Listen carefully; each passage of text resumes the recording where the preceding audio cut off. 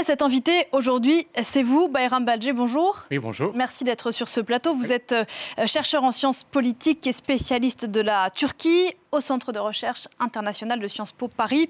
Le Syrie, Recep Tayyip Erdogan est donc arrivé en tête du premier tour de la présidentielle en Turquie, mais il est contraint à un second tour, a priori d'ici 15 jours, le 28 mai prochain. Quelle est votre première réaction après cette journée électorale en Turquie? La première réaction, c'est que je pense qu'il peut être content parce qu'en fait, tous les sondages annonçaient un score beaucoup plus défavorable pour lui et on parlait même d'une victoire possible de l'opposition parce que l'opposition, une fois n'est pas coutume, elle est unie avec 6 partis politiques dans un seul bloc, ce qui est assez compliqué à obtenir en Turquie. Et malgré ça, elle n'a pas réussi à le mettre en difficulté parce qu'il est en difficulté, mais en fait c'est relatif, il a quand même 49% des voix et au deuxième tour, il y a des fortes chances qu'il soit quand même favorisé parce que l'autre petit parti qui a obtenu 5%, qui va être en quelque sorte l'arbitre de second tour. Celui de Sinan Oğan. Exactement, c'est un parti plutôt nationaliste. Il y a des fortes chances qu'il fasse un marchandage, peut-être, et il y a des fortes chances qu'il soit quand même assez en mesure de s'entendre avec Erdogan pour lui apporter son soutien. En faiseur de roi, je voudrais qu'on revienne dans un instant aux raisons qui peuvent expliquer le fait que le président Erdogan se maintienne après ce premier tour. Mais d'abord, je voudrais qu'on dise aussi quelques mots sur la participation qui pourrait faire rêver ici les démocraties occidentales. Près de 90%, on n'a pas les chiffres encore officiels. Qu'est-ce que ça a dit? Qu'est-ce que ça dit des enjeux de ce scrutin? D'abord, il faut dire qu'en Turquie, c'est une tradition. Les Turcs sont très mobilisés en période électorale. Ils votent, là, d'habitude, ils font entre 80 et 90%. Là, je crois qu'on parle de 92 à 93% de taux de participation. C'est quand même assez impressionnant. Et même les Turcs de l'étranger, pourtant, ils sont loin de Turquie, mais ils sont quand même très mobilisés. Les Turcs sont très politisés, motivés, déterminés. Ils croient en la capacité à changer les choses par les urnes.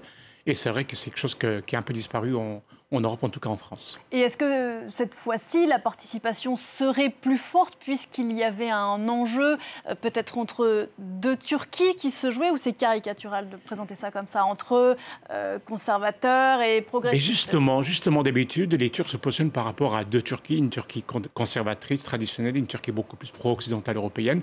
Or là, en fait, ça n'a pas été l'enjeu. Parce qu'en fait, quand on regarde un peu dans les deux camps, il y a aussi bien des conservateurs que des progressistes. Ce qui a failli jouer, c'était la personnalité d'Erdogan, un homme qui divise, qui a pris beaucoup de pouvoir, qui est devenu autoritaire. Mais même ça, malgré ça, il y a eu d'autres raisons en fait, sur lesquelles on peut revenir. Il y a quand même un soutien assez important à Erdogan. Et c'est surtout ça qu'il faut noter. Alors justement, ce président turc, on le disait, fatigué, on a dit qu'il avait mené une campagne moins dynamique que ce qu'on a pu voir par le passé, on l'a dit peut-être usé par 20 ans de pouvoir, on l'a dit très critiqué aussi pour sa gestion du tremblement de terre, pour cette dérive autoritaire. On disait les Turcs aussi fatigués aussi de ce délitement des droits et de la démocratie. Qu'est-ce qui fait que cette fois-ci, ça semble passer à nouveau? Eh bien, il se trouve que malgré ces handicaps qu'ils avaient, qui auraient pu jouer contre Erdogan, c'est-à-dire le séisme, la situation économique, l'inflation, la lassitude, eh bien, malgré ça, les Turcs ont quand même voté pour lui, probablement parce qu'ils ont dû se dire que, ben, mine de rien, la stabilité, l'expérience du pouvoir, et aussi le fait que l'opposition, paradoxalement, le fait qu'elle soit unie, eh bien, elle est tellement hétéroclite, probablement elle n'a pas inspiré confiance aux Turcs qui ont dû se dire, eh bien, on préfère quand même avoir un seul homme plutôt que plusieurs partis qui, de toute façon, après avoir éliminé Erdogan, s'ils arrivent à l'éliminer, ne pourront pas se mettre d'accord pour régler les questions essentielles du pays. Oui, parce que la candidature de Kemal Kılıçdaroğlu a été effectivement permise par une coalition, on va peut-être le rappeler pour ceux qui ne connaissent pas la politique turque, une coalition de 6 partis qui balaie un spectre politique assez large. Oui, vous avez dans cette coalition un parti nationaliste, vous avez un parti social-démocrate, mais il y a même un parti islamiste, il ne faut pas l'oublier. Et je dirais que ce bloc de 6, il a aussi bénéficié de soutien d'un 7e parti politique de l'extérieur, le parti pro-kurde, qui a apporté son soutien. Et malgré ça, ça n'a pas suffi. Et est-ce que ça, justement, cette question kurde a joué dans ce scrutin, dont on sait qu'elle est notamment très instrumentalisée par le président Erdogan? Eh bien, on se disait tous que ça allait être la question déterminante. On disait que les Kurdes allaient être le kingmaker, une fois de plus, faiseur de voir en Turquie, ce qui a souvent été le cas dans le passé. Mais là, visiblement, ça n'a pas suffi. Et il se trouve que le kingmaker, le faiseur de voir, ça sera plutôt le parti nationaliste qui a obtenu 5%, Sinan Oğan. Et c'est ce qui va décider des résultats au deuxième tour dans 2 semaines. Dont vous parliez tout à l'heure. Si on essaie de se concentrer par exemple sur les régions qui ont été laminées par le tremblement de terre du 6 février dernier, 50 000 morts en Turquie, on se rappelle en tout cas dans les premiers jours une réaction un peu tardive du président Erdogan qui a été critiqué par les victimes et qui a été critiqué pour sa lenteur peut-être à réagir. Là encore, comment expliquer que les résultats de la présidentielle lui soient favorables, mais aussi ceux des législatives?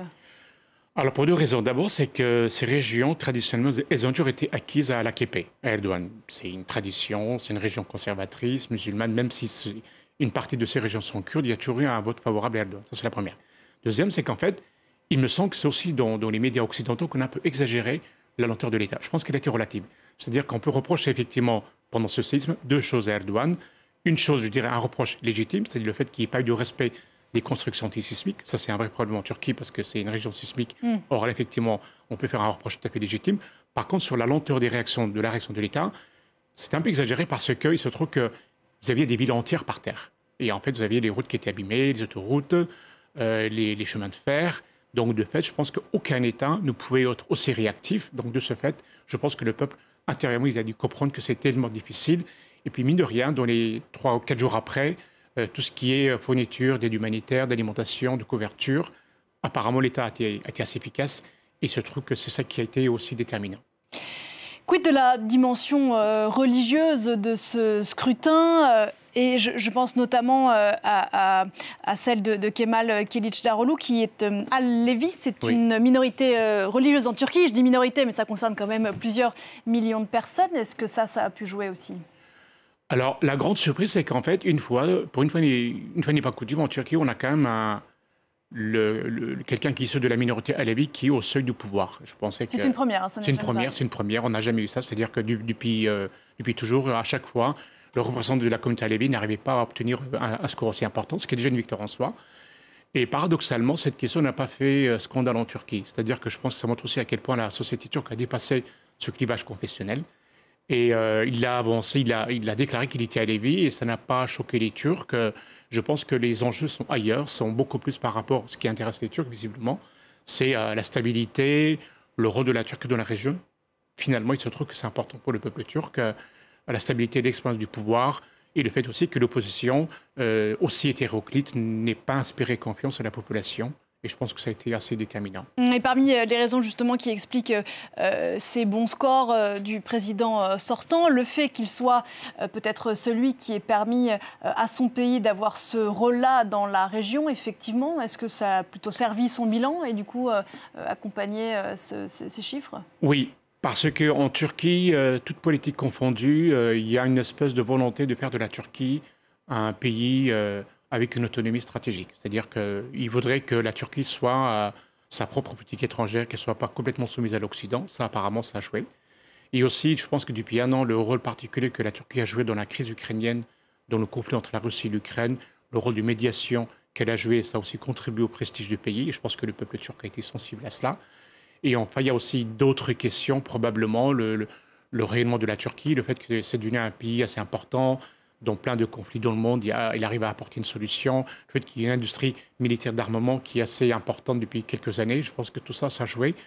Et personnellement, j'étais un peu surpris parce que je pensais qu'ils allaient apporter beaucoup plus d'importance à des raisons des critères économiques, l'inflation. Mais visiblement, ça n'a pas joué un rôle crucial. Oui, parce qu'il faut rappeler que certes, le président Erdogan, il y a quelques années, a réussi à amener son pays vers un endroit où il n'était pas plus allé ces dernières dizaines d'années, mais ça fait un moment maintenant qu'il est touché par une crise économique absolument incroyable. On peut peut-être parler du prix de l'oignon, qui est un indicateur très fort, et d'ailleurs qui a été reproché à Erdogan. Oui, mais justement, je pense qu'au début, je pensais que la stratégie du chef de l'opposition, de Kemal Kılıçdaroğlu, d'utiliser l'oignon, des choses basiques de la vie quotidienne des Turcs pour essayer de capter leur voix, visiblement, ça n'a pas suffi. C'est même paru un peu trop populiste. Et d'ailleurs, hier, dans son discours de victoire, Erdogan, il disait en fait que pendant que certains sont dans la cuisine, nous, on est ici sur la place pour faire de la politique, etc. Parce que Kılıçdaroğlu l'avait appelé Monsieur Oignon. C'est ça, voilà. C'est ça, exactement.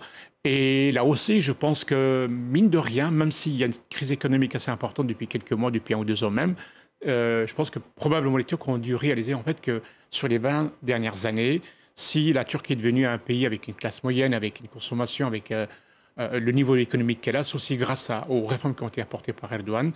Et il doit probablement se dire que là, c'est une crise, c'est passager. Et ça, c'est quelque chose que la Turquie connaît tous les 20 ans, une crise économique de ce style-là. Il y a des fortes chances que d'ici 1 ou 2 ans, elle s'en remette. Est-ce que si d'ici 15 jours, Recep Tayyip Erdogan est réélu pour un nouveau mandat, il risque de mener son pays, en tout cas l'exercice du pouvoir, vers quelque chose d'encore plus autoritaire? Alors, c'est la question qu'on se pose, mais est-ce que ça peut être plus autoritaire que ça? Je ne le pense pas. Hier, son discours était plutôt rassurant, dans le sens où il disait que c'est une victoire pour tout le pays, pour toute la population, pour tous les Turcs. Donc, il n'a pas joué le clivage, là, ce qu'il fait souvent depuis quelques années. Donc, a priori, non.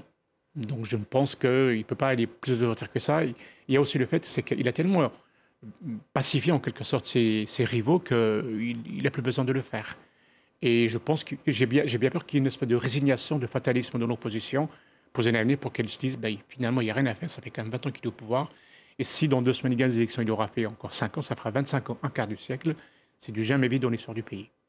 Quelle carte est-ce qu'il reste entre les mains de l'opposition emmenée par Kemal Kılıçdaroğlu pour tenter de renverser la vapeur en sa faveur? Je ne vois pas beaucoup. Je ne vois pas beaucoup. Je pense qu'elle a fait tout ce qu'elle a pu jusque-là. Il y a un travail remarquable d'unification, de rassemblement de l'opposition. Il ne peut pas aller au-delà de ça.